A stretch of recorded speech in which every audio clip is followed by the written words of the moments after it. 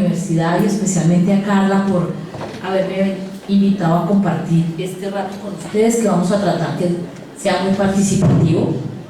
¿Ustedes cuál creen que es el problema de la escuela que resuelve la biblioteca escolar? ¿Para qué sirve la biblioteca escolar en una escuela?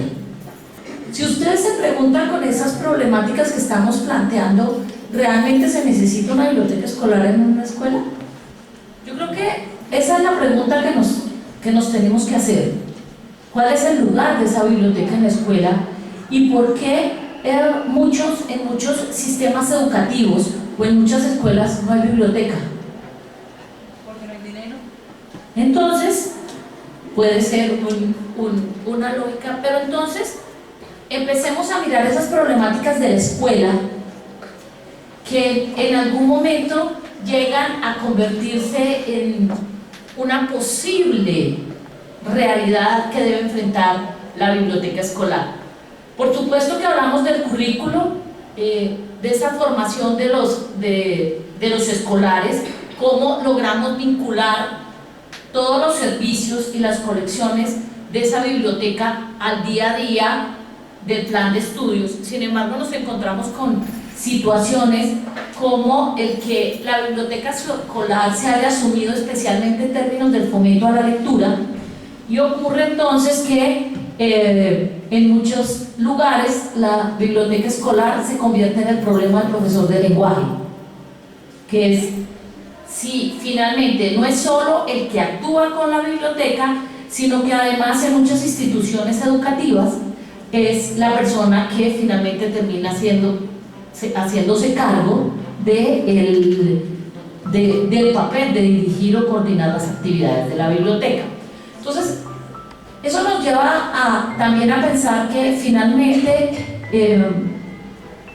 aunque siempre se ha hecho mucho énfasis en el fomento de la lectura como uno de los principales razones de existencia de la biblioteca escolar, el circunscribirnos solo a ello ha permitido de alguna manera que desde allí hayamos perdido otras opciones de hacer parte de la vida de los estudiantes o hacer parte de la vida de la comunidad educativa. Entonces, ya leyeron todo lo que había en la... ¿Sí? Y se les ocurre que tenemos que hacer algo desde la biblioteca escolar para eso. ¿Okay? ¿Qué actividades fuera del fomento a la lectura se les ocurre que podemos hacer con los escolares? Mirando todos estos problemas que tenemos aquí, que son, hay que buscarle ese lugar a la biblioteca escolar que realmente que le permita ser parte de esas problemáticas que día a día, porque realmente, que día a día surgen en la escuela, porque realmente si no le encontramos ese lugar, pues no nos hacemos necesarios, ¿sí?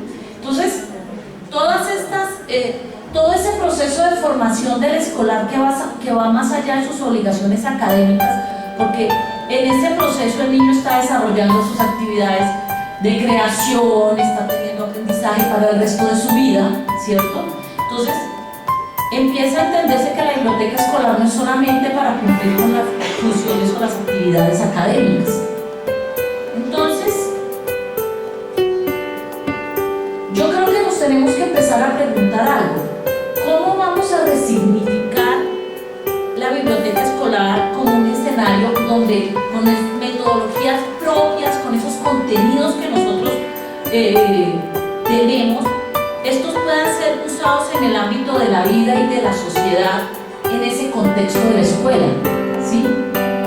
Entonces, la escuela como ese contexto en que da la oportunidad o el escenario que tienen los estudiantes para usar toda una serie de recursos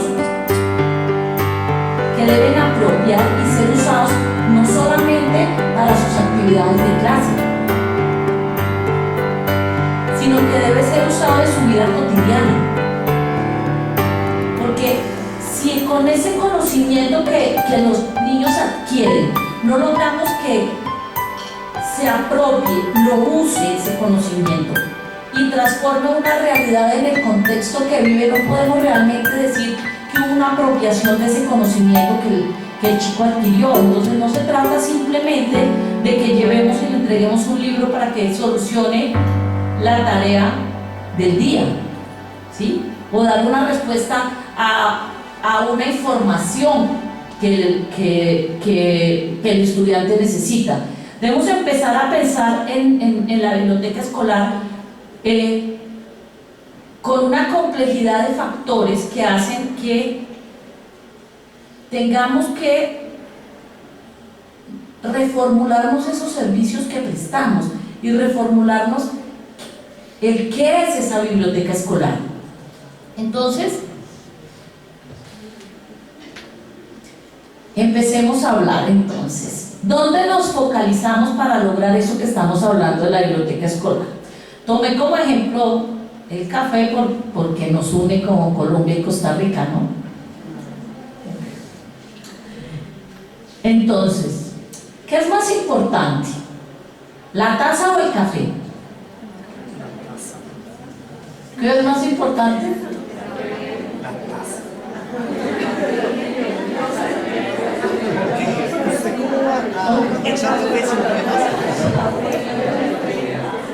Ok. Es primero la estructura, después el contenido.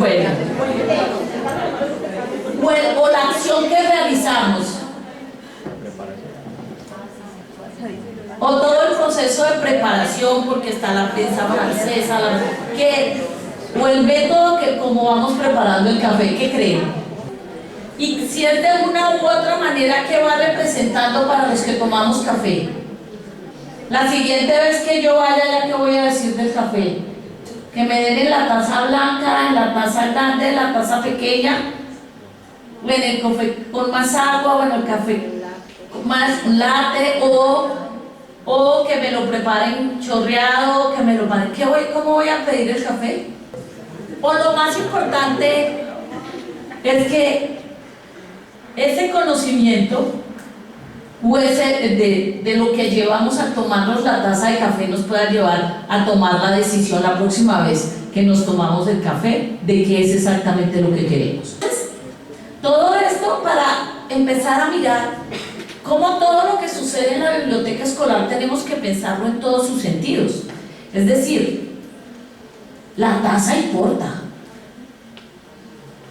El escenario donde va a ocurrir todo esto importa. Por eso hay una tendencia muy grande a hacer un cambio en todos los escenarios de las bibliotecas escolares. El contenido importa. ¿Qué es lo que hay en esos recursos, en esas colecciones, que realmente representan un conocimiento significativo para los estudiantes?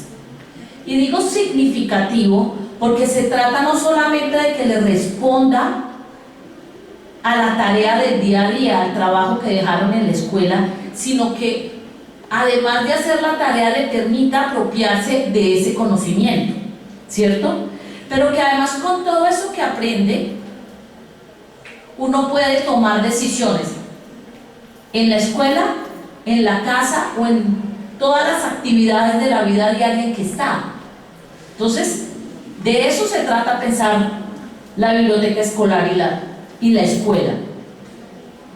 Entonces,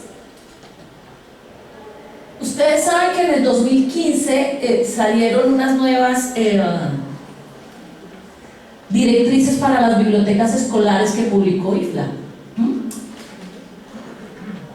En esas nuevas directrices habla de unos temas muy importantes como son la organización de actividades sociales y culturales, el fomento a la lectura, habla de la formación permanente en toda la vida, habla de la importancia de promover los recursos, habla de la importancia de las colecciones, habla por supuesto del fomento a la lectura, pero en la realidad de hoy y en la realidad de los jóvenes de hoy y de los intereses de los chicos de hoy, ¿ustedes creen que son suficientes? Dime. Sí. ¿No? punto de vista, en el día de hoy, lo de la mitad de los puntos que usted mencionó para una biblioteca escolar, para poder atraer a los niños, no funcionan. Literalmente son cosas que se dicen por decir. Porque ahora es la realidad de que los niños no buscan lo de la información en la biblioteca. De que prefieren 1000 veces quedarse en la casa buscando lo de la información de un sitio que no dé información veraz, a tener que moverse 200 metros para ir a la escuela, a la biblioteca. Es como, ¿por qué necesito ir a la biblioteca si tengo toda la información desde la tablet, teléfono, computadora, etc.? Y lo de la manera más actualizada para poder, desde mi punto de vista, para poder atrapar a los jóvenes, es tratando de modernizar y crear diferentes actividades que de verdad les atraiga. Por ejemplo, me parece un punto excelente el de las diferentes actividades extracurriculares y lo de estilo para ayudarlo de... Ay, se me olvidó la palabra, lo siento. Ok, claro, pero ustedes se han preguntado por qué si un chico necesita información, lo primero que le viene a la mente no es ir a la biblioteca escolar. ¿Será una cosa solo de lo que tiene que desplazarse? No, es porque tiene la información más exacta y lo de más accesible. Más accesible. Ok, entonces, ¿podríamos decir que el problema es de accesibilidad? Tampoco, porque es un factor.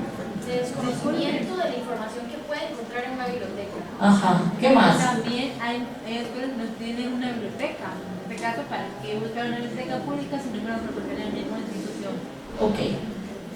Entonces, no hemos hablado sobre los problemas, ¿no? Ok. Entonces, empecemos a hablar de un tema que ha empezado a ser muy interesante en términos de lo que realmente las bibliotecas deben hacer con sus comunidades o a las comunidades que se dirigen, y tiene que ver con la función real de hacer una apropiación social del conocimiento. Es decir, más allá del acceso, porque finalmente las bibliotecas hoy, esa no es la respuesta, la única respuesta o la respuesta más importante que están dando, porque acceso están teniendo los usuarios a información en cualquier modelo, en cualquier forma. Entonces, es importante, y es una palabra que vuelvo y repito, que se llama resignificar. Resignificar. Hemos hablado de resignificar la biblioteca escolar, ¿cierto? Pero cuando estamos hablando que queremos que en esa biblioteca escolar se apropie el conocimiento, necesitamos que en ese contexto ese conocimiento sea algo distinto, ¿cierto? Que haya un reconocimiento, un uso, y se empodere de ese conocimiento, ¿cierto? Eso es lo que se requiere que ocurra. Entonces, no solamente se trata ahora de que lo apropie, ¿cierto?, sino también en qué medida con ese conocimiento que adquiere en la escuela tenga capacidad de producir un conocimiento, de acuerdo obviamente a las condiciones, a las competencias, a las calidades de cada uno de sus usuarios, y estamos hablando desde los niños de toda la comunidad escolar. Y es que aquí entra en juego un punto muy importante, y es que ya los usuarios dejaron de ser receptores pasivos en los que llegan y necesitan una información y nosotros entregamos una información X y Y o damos algunos lineamientos para que eso ocurra. No. Ellos ya saben lo que quieren, posiblemente, y lo que quieren es producir esa información, producir una información distinta de lo que tienen. Y aquí vemos cómo ocurre con los niños cuando llegan con sus preguntas. Ellos llegan con unas preguntas específicas que nosotros debemos tratar de ayudarles, no solo entregándoles una fuente de información o un recurso que les sirva, sino ayudarlas a centrar, ¿sí?, de manera que se cumpla con lo que realmente pueda hacer el niño con esa información, o pueda hacer el usuario, es decir, que sea capaz de comunicar, generar y aplicar ese conocimiento. Entonces, todo el tiempo me he estado refiriendo a un aspecto muy importante, y es el uso de ese conocimiento en los distintos ámbitos de su vida y de la sociedad. Entonces, es sacar la biblioteca escolar del contexto de responder exclusivamente a unas necesidades académicas. Y esto es muy importante, porque en general los estudios que se hacen sobre para qué sirven las bibliotecas, las escolares, las universitarias y las públicas, generalmente se dice que es el sitio para hacer tareas. ¿Sí? Y si yo digo que tiene que hacer tareas, y si el público dice que es para hacer tareas, es porque estamos haciendo algo mal. No es que los usuarios estén equivocados, o no puede ser que todos estén equivocados y nosotros tengamos la razón. ¿Qué es lo que estamos haciendo para que todo el mundo crea que en las bibliotecas solo se va a hacer tareas?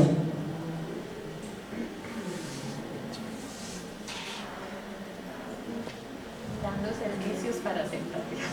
Dando servicios para hacer tareas. Así de simple. Y esta pregunta va al fondo de nuestro ejercicio profesional. ¿Sí? ¿Qué esperamos que haga el usuario si lo que le estamos ofreciendo es efectivamente servicios para eso? Y es tampoco lo que pensamos en lo que realmente los usuarios quieren, que no hay nada más triste que ver que todas las bibliotecas prestan todos los mismos servicios. ¿No se han dado cuenta? Entonces vayan a una escolar, una pública o una universitaria y el portafolio de servicios todo es igual, ¿o no? Y la pregunta es, ¿todos esos distintos usuarios, todos esos, de verdad solo requieren ese mismo servicio? ¿Cuál es ese valor agregado que le deberíamos dar por esa clasificación que los bibliotecarios o bibliotecólogos le hemos dado a las bibliotecas? Porque hemos hecho unas parcelas, ¿no? Ahora me voy a referir a eso.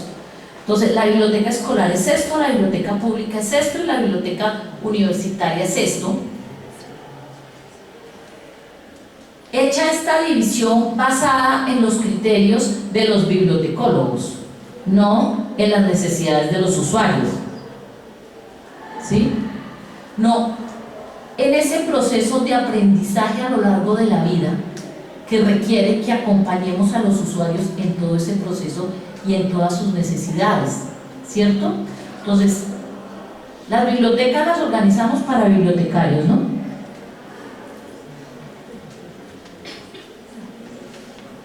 O sea, los dividimos por tipos de formatos. Tal vez las únicas las que más me gustan son las infantiles, porque son las únicas que están hechas para usuarios. Del resto, las otras son muy aburridas. ¿Sí o no? Futuros bibliotecarios, ¿sí o no que estar en una biblioteca es muy aburrido? Ah, ok. ¿Y por qué? Vuelvo y les digo, ¿qué estamos haciendo para que se haya generado todas estas ideas? La gente va a la biblioteca, sí va, saca el libro y sale corriendo. ¿O no? ¿Qué pasa? Entonces, otra cosa que deberíamos pensar frente a lo que ocurre en las bibliotecas es que debemos aprender a entender que hay diferentes formas de saber y conocimiento, ¿cierto? Entonces, un conocimiento experiencial, hay un conocimiento científico, pero hay un conocimiento campesino, étnico, diferentes tipos de conocimientos que nosotros no estamos validando cuando llega a la escuela y lo estamos simplemente centrando en el conocimiento que existe en lo que nosotros hemos denominado conocimiento científico y en los soportes que decimos donde va ese conocimiento. Entonces esos soportes son el libro, la revista, ¿cierto? Y de alguna manera estamos olvidando ese conocimiento ancestral o ese conocimiento de las comunidades para que pueden dar respuesta a algunas de las problemáticas o algunas de esas preguntas que se hacen los niños, ¿cierto? Entonces, por eso, cuando estamos haciendo apropiación social del conocimiento, tenemos que empezar a entender que el conocimiento viene en diferentes formas, que hay unos conocimientos que nosotros podríamos decir que no son científicos, pero que sí que nos sirven, como por ejemplo, no hay nada como cuando tenemos algún malestar y la abuelita nos dice con qué curar, ¿o no? Te da una agüita y eso funciona divinamente. Y ese conocimiento que está en el agua, puede que no esté en los libros que le vamos a entregar, y entonces estamos desconociendo ese conocimiento, ¿sí?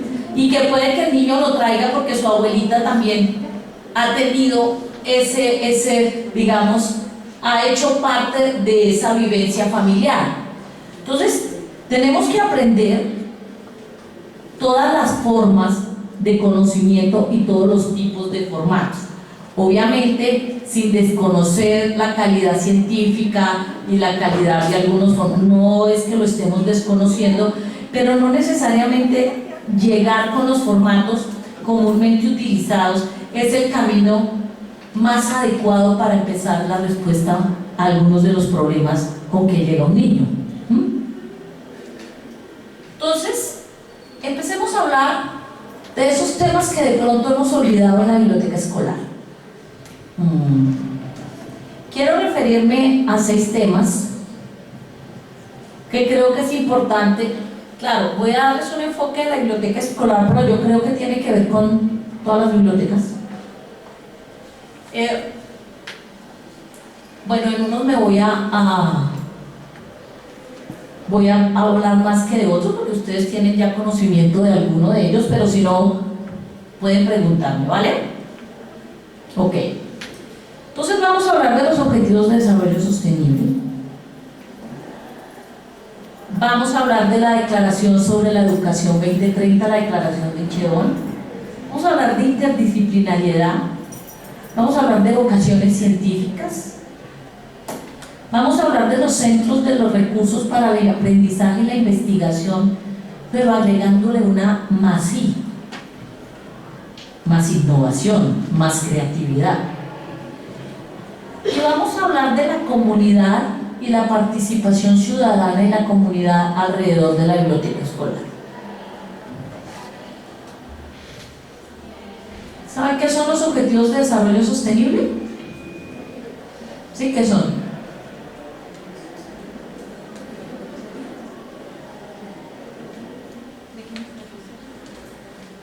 Que hablamos de la Agenda 2030, son 17 Objetivos de Desarrollo Sostenible que se aplican de aquí al 2020.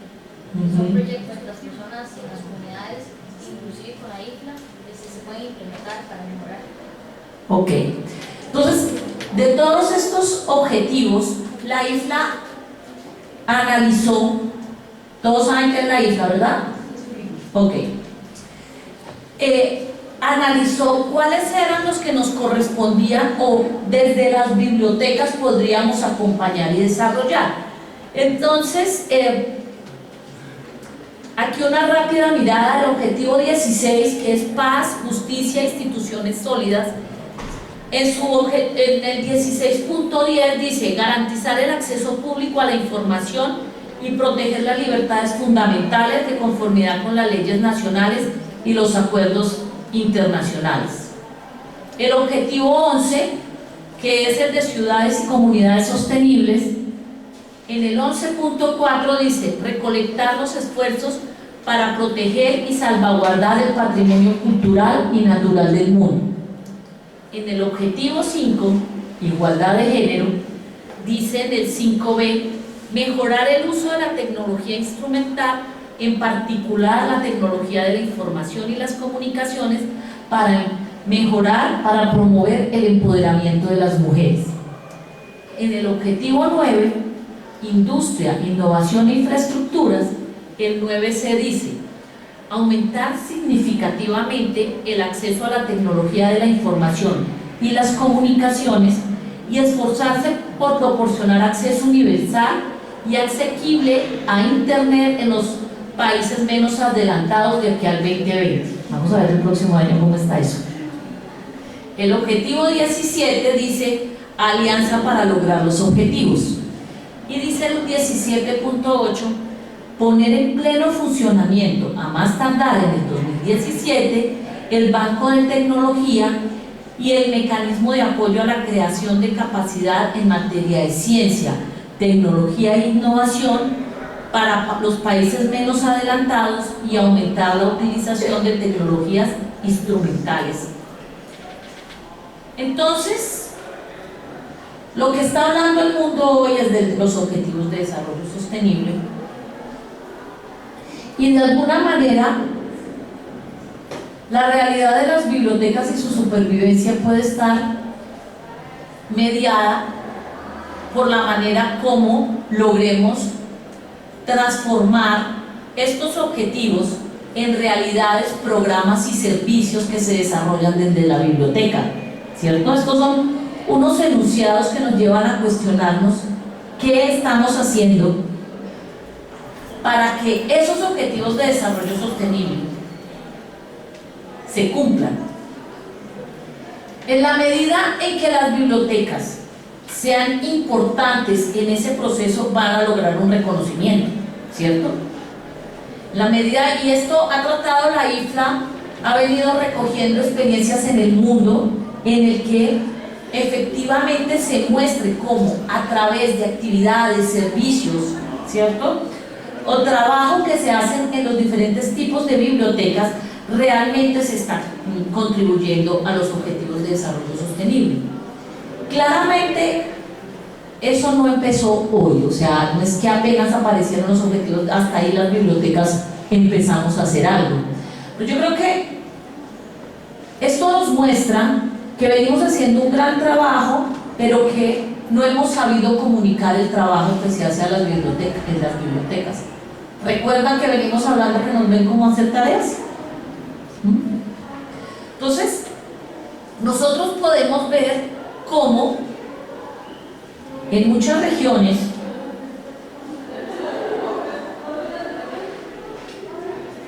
hay muchos bibliotecarios haciendo cosas para garantizar ese cumplimiento, y no tuvo que ver con los objetivos de desarrollo sostenible, sino desde mucho antes. Yo no sé si ustedes han oído la historia de Colombia del biblioburro. ¿Ustedes creen que eso ayuda a un objetivo de desarrollo sostenible? ¿Sí o no?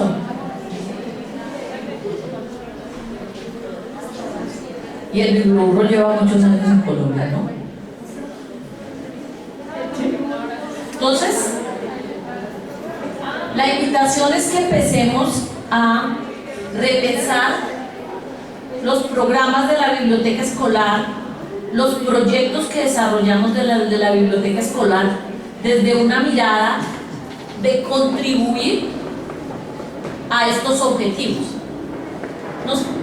Claramente nos faltaba pues uno central y que realmente le da en muchos casos la razón de la existencia de muchas bibliotecas, y es el objetivo sostenible número 4, que se refiere a la educación con calidad. Y en este se trata de garantizar una educación inclusiva y equitativa de calidad y promover oportunidades de aprendizaje para todos. Esta declaración se hizo en el año 2015 y se refiere a todas las actividades y en todos los niveles de educación que debemos desarrollar para cumplir con este objetivo. Entonces, uno se pregunta, ¿cuáles son los servicios y programas que tiene la biblioteca escolar para garantizar una educación inclusiva? ¿Qué está haciendo? ¿Qué servicios especiales hay para poder atender esta comunidad? ¿Cierto? ¿Cómo está garantizando que todas las personas de la comunidad educativa tengan acceso y puedan usar los recursos que existen en la biblioteca?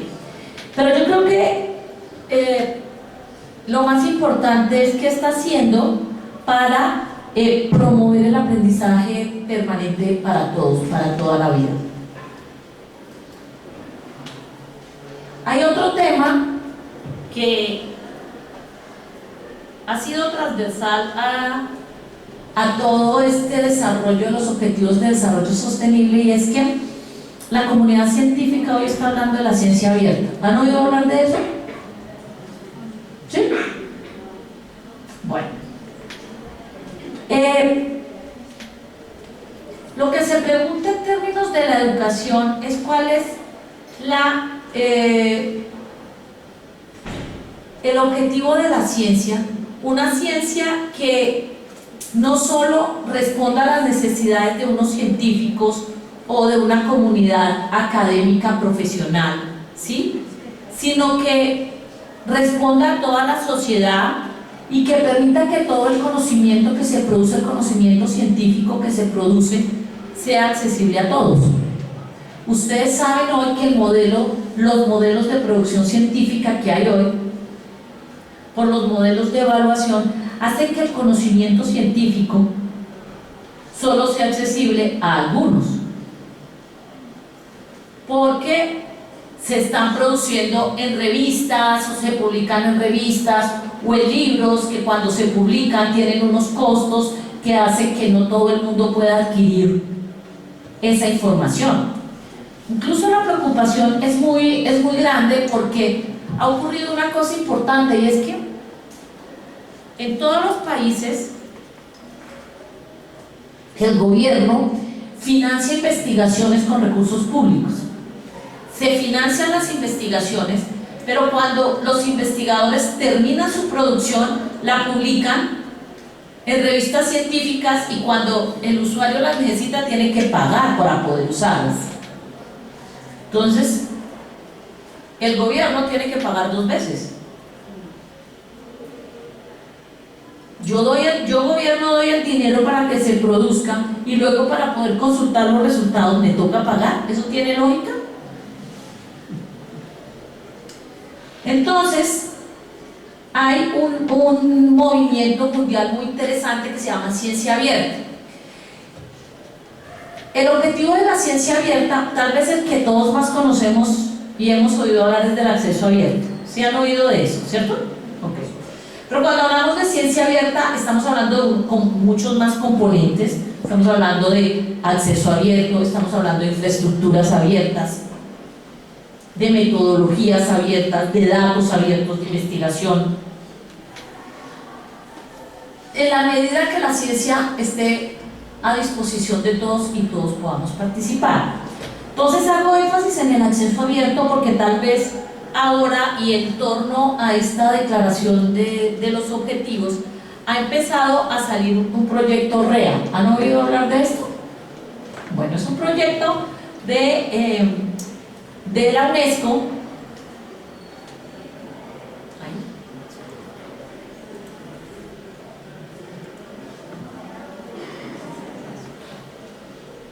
Un proyecto de la UNESCO que se refiere a poner en acceso abierto todos los materiales didácticos de aprendizaje y de investigación que se encuentran en dominio público, y esto se hace a través de licencias de producción intelectual que facilitan y son gratuitos. En general, esto ha ocurrido mucho en términos de las bibliotecas, de las universidades. Entonces, ¿qué implicaciones tiene esto? Aparte de la biblioteca escolar, El perfil profesional implica que hoy tengamos que saber de metadatos, que hoy tengamos que saber de acceso abierto, que hoy tengamos que saber de repositorios, que hoy sepamos de didácticas y tipos de materiales didácticos, porque el que yo tenga un recurso y decida ponerlo al servicio de todos requiera que sea descrito con unas técnicas y unos estándares comunes a todos para que todos podamos usarlos, ¿sí?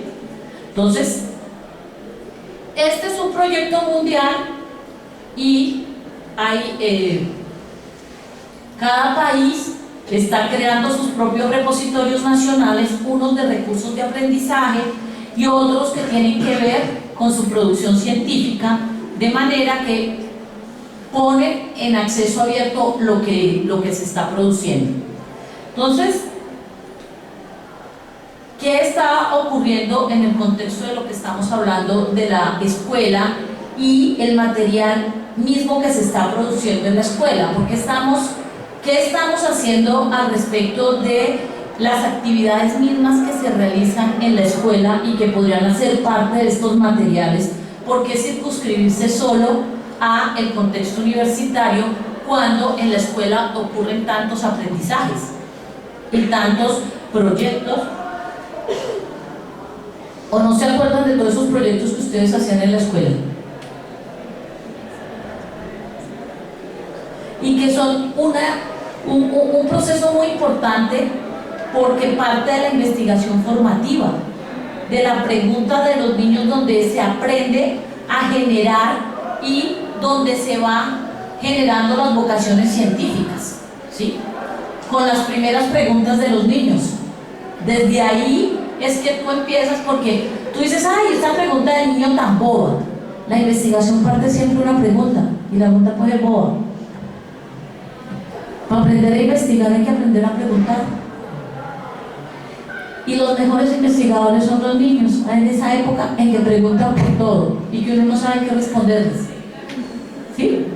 Ahí, esa es la pregunta, porque cuando se hace esa pregunta uno tiene que empezar a desarrollar toda una serie de metodologías y mirar cómo la va a responder. Entonces, no hay preguntas bobas. Pero, ¿qué nos hace el proceso de aprendizaje? Que cuando estamos en una edad hacemos tantas preguntas y cuando estamos en el momento de hacer el trabajo de grado o la investigación de la clase no sabemos qué preguntarnos. ¿O no es lo más difícil ahí de los últimos semestres? Y están en el proyecto y no saben qué trabajo hacer porque no saben qué preguntarse, ¿o no? Entonces, en lo que han visto de todos estos modelos, de los modelos bibliotecarios que nos hemos inventado los bibliotecarios, ¿ustedes sí creen que garantizamos un aprendizaje a lo largo de la vida?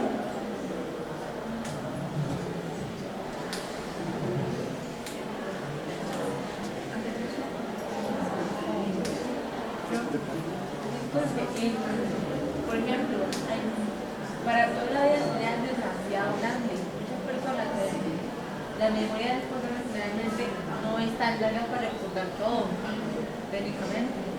No, pero cuando hemos organizado las bibliotecas, entonces, si uno está en la escuela, es la biblioteca escolar. Si está en la universidad, la biblioteca universitaria. Y si no está en nada, entonces la biblioteca pública. ¿Sí o no? Sí hay, güey. ¿Ah? Sí hay. Sí hay. Ok. ¿Por qué la subdivisión de las bibliotecas está organizada en esa lógica? Por las edades de las personas. Claro, y esas edades de las personas realmente es lo que debería organizar el sistema bibliotecario. Y es que uno va, y esto me surgió a raíz de una discusión sobre las bibliotecas escolares. Yo trabajé con las bibliotecas escolares en el Ministerio de Educación en mi país Y resulta que me encontré con una cosa maravillosa y es la siguiente. De esas grandes cosas que hacemos los bibliotecólogos, ¿no? Fíjense que en la biblioteca escolar la literatura está organizada, ¿cierto? Por el tipo, sí, entonces está novela, poesía, ¿cierto? Por cada uno. Entonces uno va a escoger novela, ¿verdad? Pero cuando pasa a la biblioteca pública, ya cambia y entonces utilizamos el Dewey y ahí ya no es por el tipo, sino que ahora ya es por país. ¿Sí se acuerdan del 800, la literatura por país? ¿Sí? Entonces yo digo, el niño sale de la escuela, que va y coge su libro, y se va para la biblioteca escolar. ¿Y qué creen ustedes que pasa?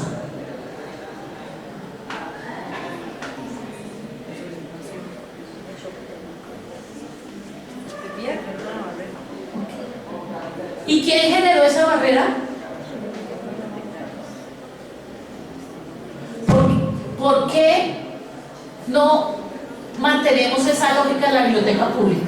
Porque ¿cuál deberíamos mantener? ¿Cuál creen ustedes?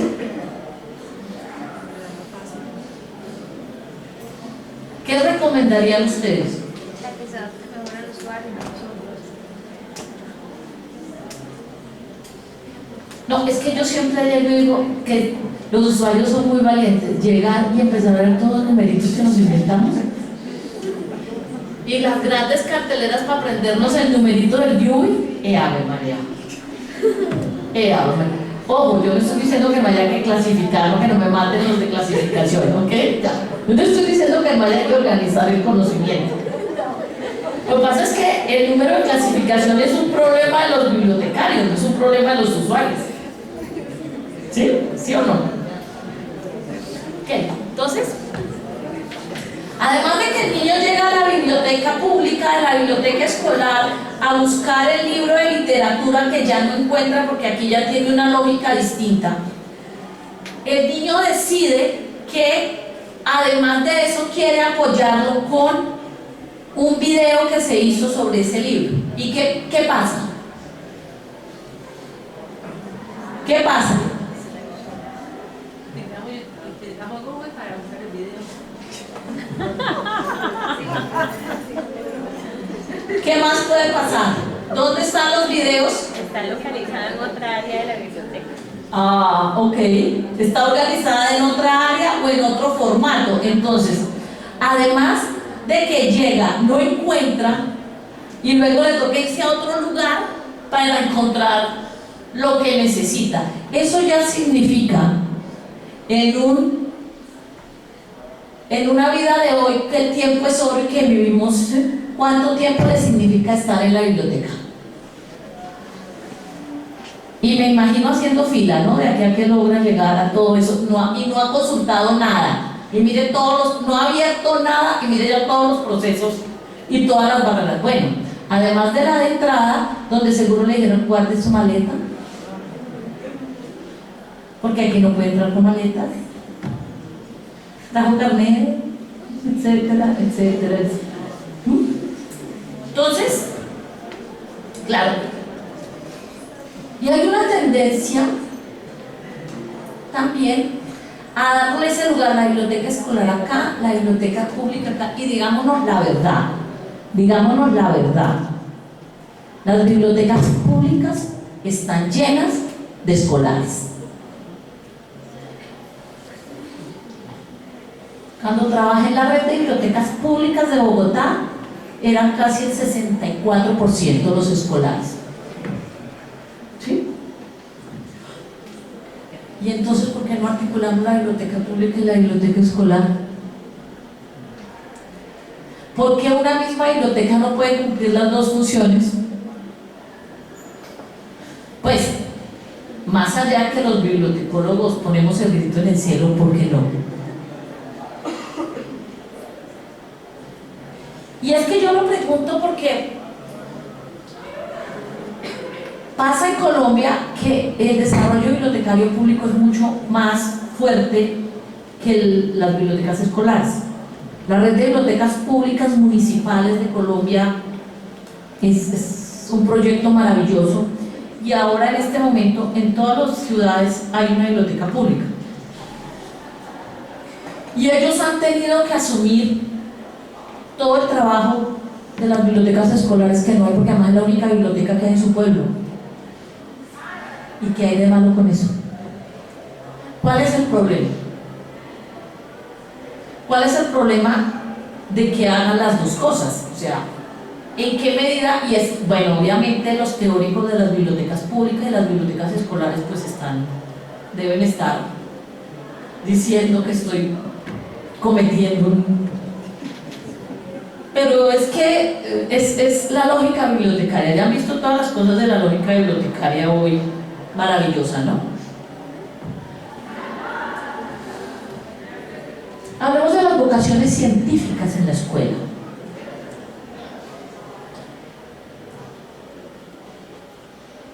Queremos investigadores, queremos el desarrollo del conocimiento, pero ocurre que generalmente en todas las bibliotecas estamos tan concentrados en el fomento de la lectura, que no estoy diciendo que no sea importante, y viene y hacemos lo que sea porque nos visite un escritor, ¿cierto? ¿Qué tanto hacemos porque nos visite un científico? ¿Qué tanto hacemos porque un niño hable de ciencia y lo apoyemos en desarrollar una vocación científica? Y lo digo porque, por ejemplo, en la red de bibliotecas públicas de Colombia hay un proyecto anual maravilloso en que en el proyecto de promoción de lectura hay un plan nacional de lectura y todos los escritores viajan por todos los municipios y se van encontrando con los niños, los grandes escritores, todos viajan y ya es un proyecto. Ese mismo proyecto no existe con los científicos.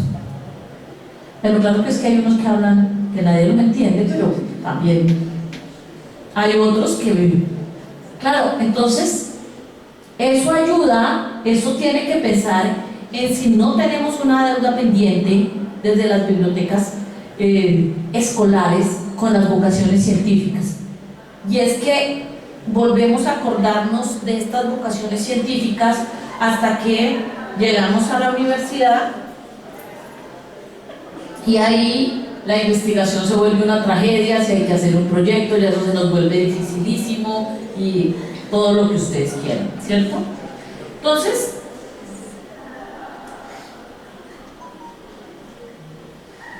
empecemos a pensar además cómo la biblioteca está también inmersa en una comunidad y no solamente en una comunidad educativa, ¿cierto? Una biblioteca escolar también impacta a la comunidad alrededor de ella, y lo que ha ocurrido generalmente es que cuando se piensa en la comunidad de la biblioteca escolar, la comunidad llega hasta los padres de familia, que van y las escuelas hacen actividades con los padres de familia, pero ¿cuál es esa red que estamos generando alrededor de la comunidad donde está la escuela para aprender, para innovar, para conocer lo que pasa allá? Y no me vayan a decir que el problema de la comunidad es de la biblioteca pública.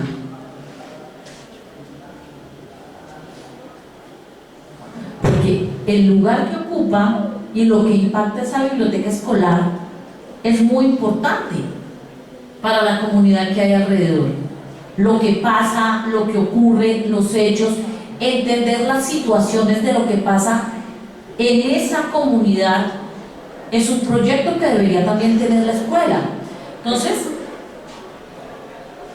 tener o facilitar la innovación, el aprendizaje o el desarrollo cultural alrededor de esa comunidad, alrededor de la biblioteca, también debe pensarse como una actividad que debemos tomar en cuenta.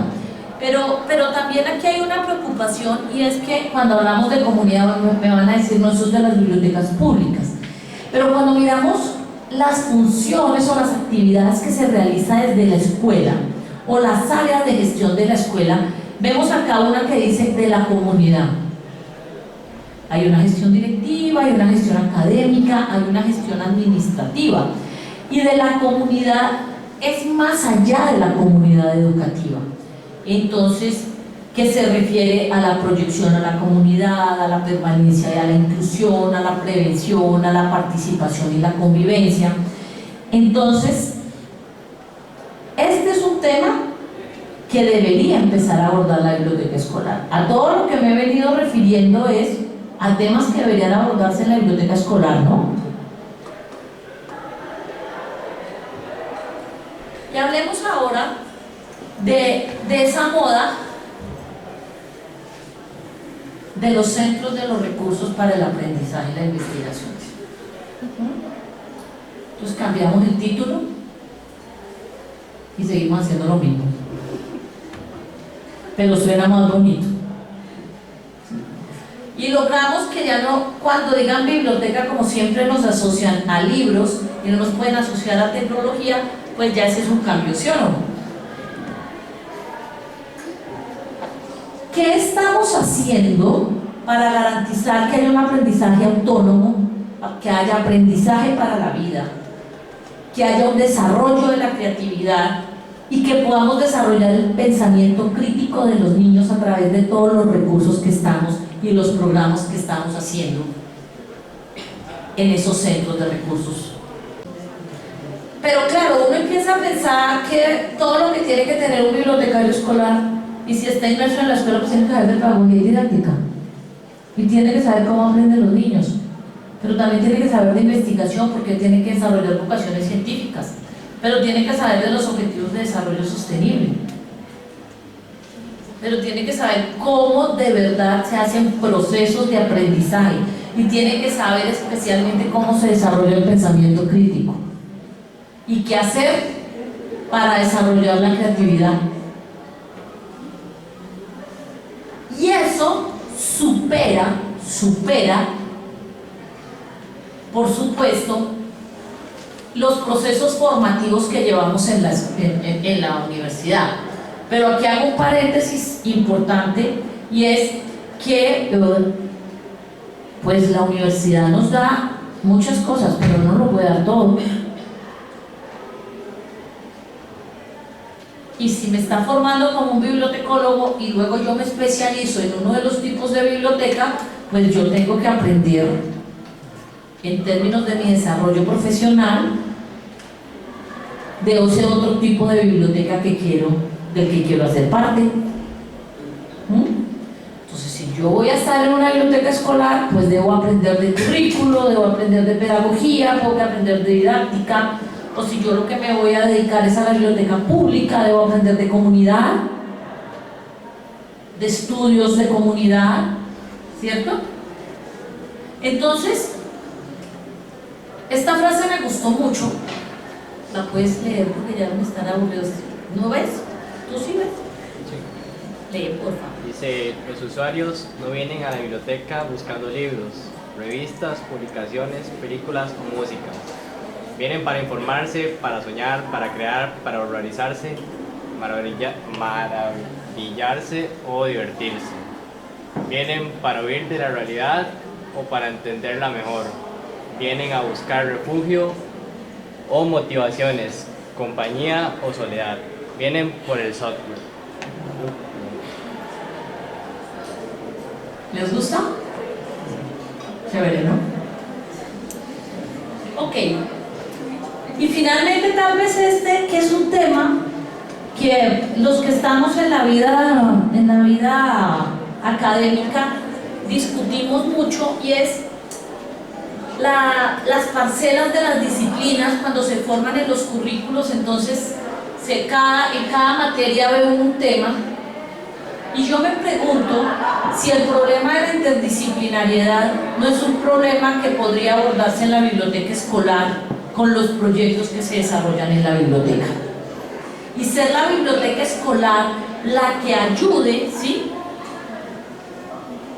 a relacionar todas las disciplinas disciplinas que se ven a través de los proyectos que desarrollan.